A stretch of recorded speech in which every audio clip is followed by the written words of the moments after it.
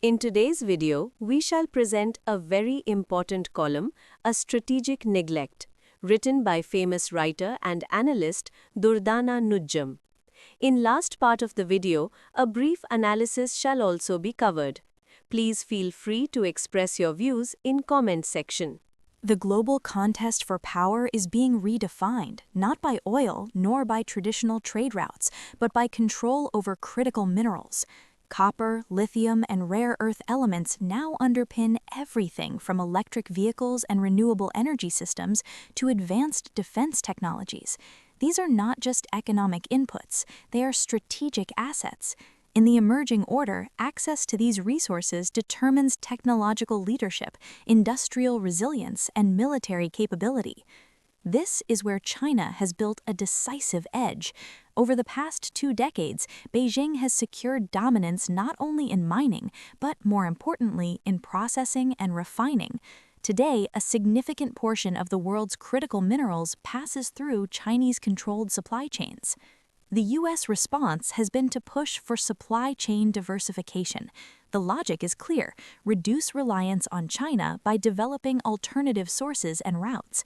Yet, while this strategy is frequently articulated, its execution remains uneven. The search for alternatives often overlooks regions that are not only resource-rich, but also geographically central to emerging trade networks. Pakistan is one such case. From a mineral perspective, Pakistan's relevance begins with Reko Diq, one of the largest undeveloped copper and gold deposits in the world. At a time when global copper demand is expected to surge, driven by electrification and the green transition, such reserves are not peripheral, they are central to the future supply equation.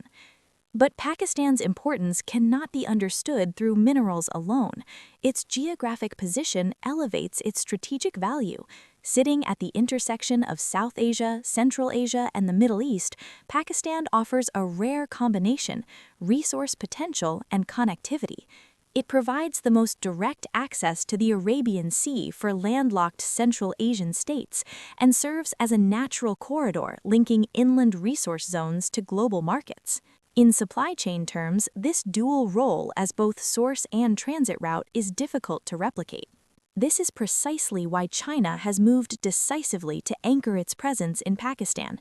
Through CPEC, Beijing has invested in infrastructure, ports, and connectivity networks that integrate Pakistan into its broader BRI. Gwadar Port, in particular, is envisioned not merely as a commercial hub, but as a strategic outlet, linking Western China and potentially Central Asia to maritime trade routes. For China, Pakistan is not an isolated investment. It is part of a larger architecture designed to secure long-term access to resources, diversify transport routes, and reduce vulnerability to choke points such as the Strait of Malacca. The U.S., by contrast, has approached Pakistan with caution. This caution is often framed in terms of regional instability, but the strategic consequence is more significant. It has created space for China to consolidate its position with minimal competition. While Washington seeks to counter Beijing's dominance in mineral supply chains, its limited engagement in countries like Pakistan weakens its own diversification strategy. This is not simply a missed opportunity, it is a structural inconsistency. If supply chain resilience is a strategic priority, then engagement cannot be confined to low-risk environments alone. Critical minerals are often located in complex regions, and the infrastructure to move them is inherently geopolitical. Avoiding such spaces does not eliminate risk, it redistributes advantage. Pakistan's location further complicates this equation in ways that are often underappreciated in Western strategic thinking. It sits at the convergence point of multiple regional dynamics: Central Asia's resource potential, the Middle East's energy corridors, and South Asia's economic markets. Any serious attempt to build alternative supply routes, whether for minerals, energy, or trade, inevitably intersects with Pakistan's geography. Moreover, as global supply chains evolve, redundancy and diversification will depend not only on where resources are extracted, but also on how they are transported. Overland corridors linking Central Asia to warm water ports are increasingly important, particularly in a context where maritime routes face both congestion and geopolitical risk. Pakistan offers one of the most direct and scalable pathways in this regard. This makes its role less optional than often assumed. At the same time, regional competition has intensified around these very advantages. India's opposition to CPEC reflects broader concerns about shifting connectivity patterns and strategic encirclement. Similarly, the expansion of Chinese influence through infrastructure and port development has raised alarms in Washington and among its allies. Pakistan, therefore, is not merely a participant in this evolving landscape, it is a central arena where competing visions of regional order are playing out. The implications extend beyond bilateral rivalries. For the U.S., integrating Pakistan into a broader mineral and connectivity framework would align directly with its stated goals, reducing dependence on China, expanding access to Central Asian markets, and supporting alternative trade corridors. Yet this requires a shift from a reactive to a proactive approach, one that recognizes geography as a strategic asset rather than a complication. China has already internalized this logic. Its investments in Pakistan are not short-term calculations, they are part of a long-term positioning strategy. By embedding itself within Pakistan's infrastructure and connectivity networks, Beijing is effectively shaping the routes through which future supply chains will operate.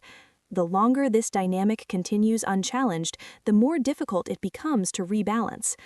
This is why Pakistan's relevance in the global mineral economy cannot be treated as incidental.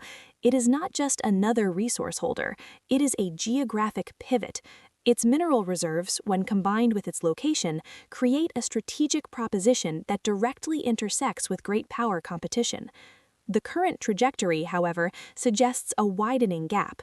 China is consolidating, the U.S. is recalibrating, and Pakistan remains under-leveraged in Western strategy despite its obvious advantages. In this context, the real question is not whether Pakistan matters, it clearly does.